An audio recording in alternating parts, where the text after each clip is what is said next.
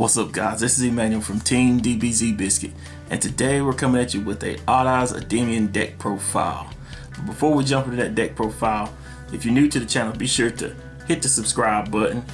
Also, too, don't forget to leave a like and a comment. And also, too, we're also TCG and also Ink Gaming affiliate, so be sure to hit those links down below. And also, too, be sure to check out the Patreon. But let's jump into this deck profile. Let's see what we're coming at you with. To start things off, running 3 of our Odd Eyes Art Pendulum Dragon. It's the main Odd Eyes you want to see. 2 of the Odd Eyes Persona, and 1 Odd Eyes Dissolver. This is a nice little package. I really like this package a lot.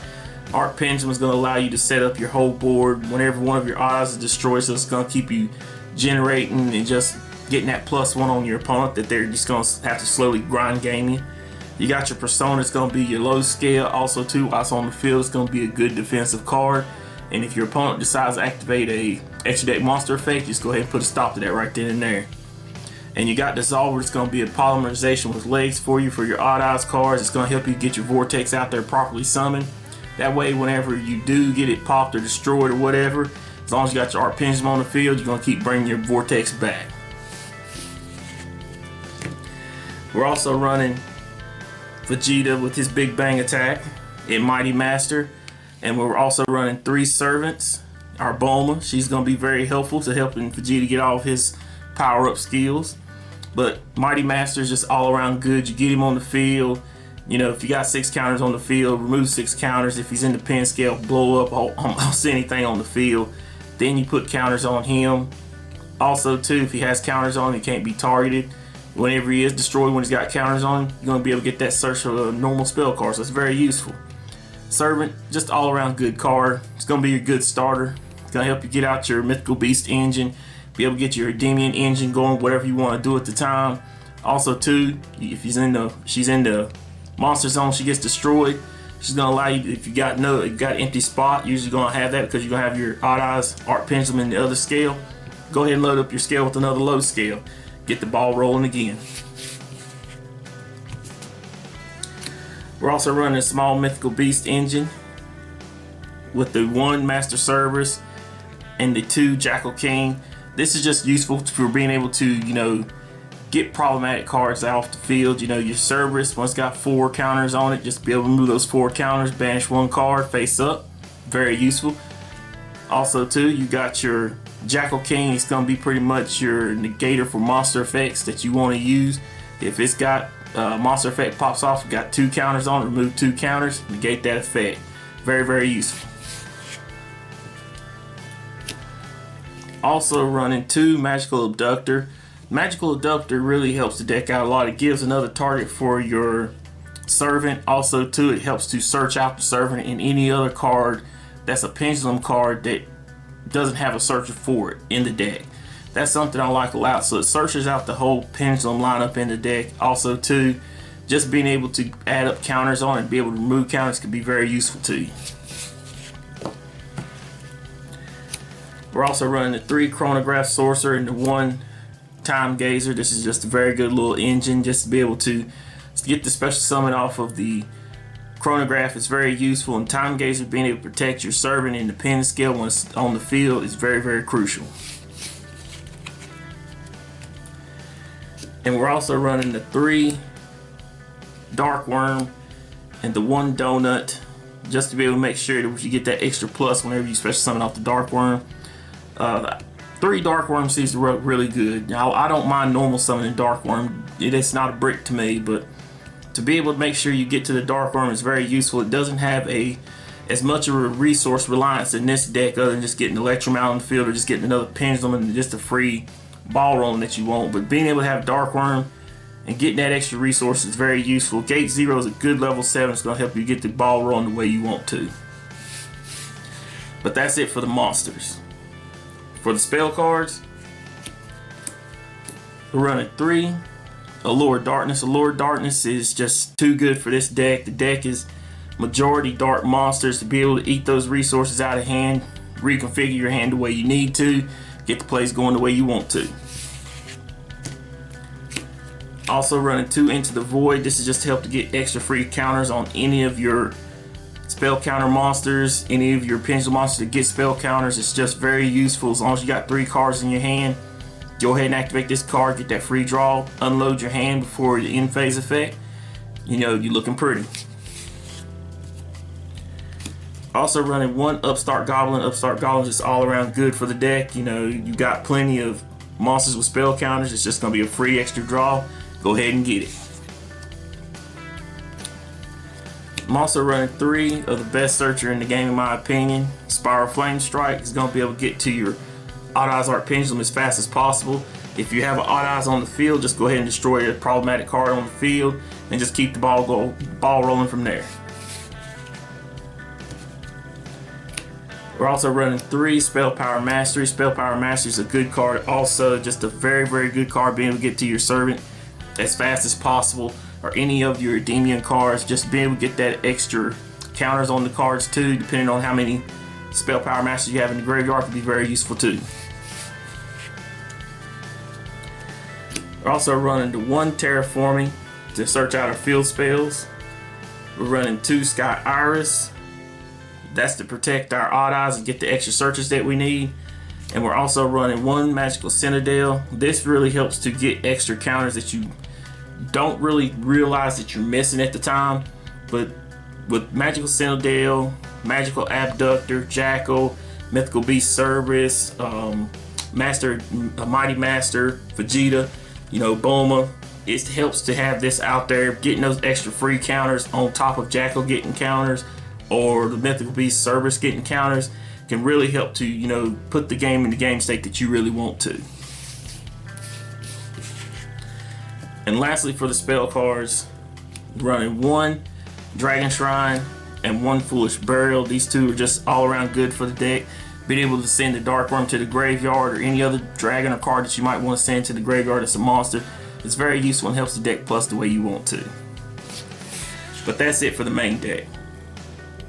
For the extra deck, I'm running 1 Starving Venom Fusion Dragon. This is just a good card to really minus out your opponent. You know, you put this out there, they're going to have to find a way to get around it without destroying it. If they destroy it, you're going to have to wipe all their special summon monsters, so that can be very problematic for some of your opponents. Also running 1 Odd Eyes Vortex Dragon, 1 Odd Eyes Meteor Burst, and 1 Odd Eyes Absolute. These 3 are just all around good in any Odd Eyes deck. You know, you got your Meteor Burst, is going to hate on the battle phase and also be able to grab one out of the pen scale. Vortex is good in every Pendulum deck as long as you can go into a level 7 with your Absolute, get a special summon out there. You're going to be able to get that bounce every time a special summons back, also to get those free negates. You got your Odd Eyes Absolute, it's going to be a Monster Reborn for your Odd Eyes cards whenever you detach a material in the battle phase, and then special summon back Odd Eyes. And if it's sent to the graveyard to be able to special summon any of your Odd Eyes back, it can be very useful. Also running the 1 Red Eyes Flare Metal. This card is really good for time procedures. Just being able to make sure if you didn't get enough damage that you want to, go into 2 level 7s, make the rank 7 play, and let your opponent eat themselves up with all their plays that they got to make. We're also running 1 number 11 Big Eye. Like I said, I like stack stealing. You know, stack stealing people's cards when they get too big and they don't have that can't target thing on it. Go ahead and steal that card and you just beat them over the head with it. Hit them right in the biscuit. Also running the 1 Abyss Dweller. Going into Abyss Dweller, especially in this game, the way it's played right now, there's so many graveyard effects. If you can get a Jackal on the field, and a Endymion on the field, and an Odd Eyes Vortex, and then go into this, just, you know, during the standby phase, get the detaching material and just let them just sit there and look at you and offer the handshake. I'm also running a Nightmare Engine. I'm running 1 Nightmare Cerberus, 1 Nightmare Phoenix, 1 Nightmare Unicorn, and also the Nightmare Griffin. I really like this lineup. I like being able to, depending on the situation and the game state, the way it's going at the point in time, I can really, you know, craft my board to what I want to do. If I want to pop special summon monsters, I can do that. If I want to pop a back row, I can do that. If I want to spin back a problematic card, I can do that. Or if I want to reset something, it could be very useful. But the main reason why I really like the Nightmares is their other effects once they go co-link. You know, Unicorn's going to allow you to be able to draw cards equal to all his co-link monsters. Griffin's going to be able to make sure that you can, if a monster's not co-linked to one of his pointers, it can't activate its effect if it's a special summon monster. Phoenix allows it so that they can't be destroyed by battle if they're co-linked. And Cyberburst is just going to make sure that they can all be special, can't be destroyed by card effects. That's something that, depending on how you start linking up your co-links, that can be really problematic for your opponent, especially if you get yourself a Griffin and you start linking it up with these two and then get a Unicorn out there on top of that. It can be very problematic. It can be done, and it's very useful depending on how you set up your plays. Also running one Daybreaker, the Shining Magical Warrior. I put this back in there because I like all the spell counters I've been getting. And also too, you're going to be special summoning a lot more spellcasters in this deck, considering you got the Jackals and the Servants and your Demon and all that stuff. So having this in there is very useful. You're going to get the extra counter on top of this Link Summon counter. If you got Magical Citadel out there, you're still going to be able to start popping cards and clearing out the way for you to just keep rolling over your opponent. Also running the one Heavy Metal Foes Electromite. Electromite's just all around good for any Pendulum deck. It's got to be used, it's needed. We're running the one Decode Talker. Decode Talker is just a good generic Link monster. Usually I like to go into it, get extra, you know, help for getting another negate. If my opponent wants to try to target one of my cards on the field, just tribute off a monster's co-link to or link to, and just go ahead and negate that then and there, and that can be very useful sometimes. And lastly, for the extra deck, I'm running one Borlo Dragon, because like I said, sometimes your opponent gets those cards out there that says it can't be targeted. Borlo Dragon gets me out of those situations. You can switch this into Boral Sword, just depends on your play style, but I like Borlo. It puts in a lot of work. But that's it for the extra deck. And for the side deck, this is all up to personal preference, depending on your region, your area. But this is what I'm playing right now for my side deck options.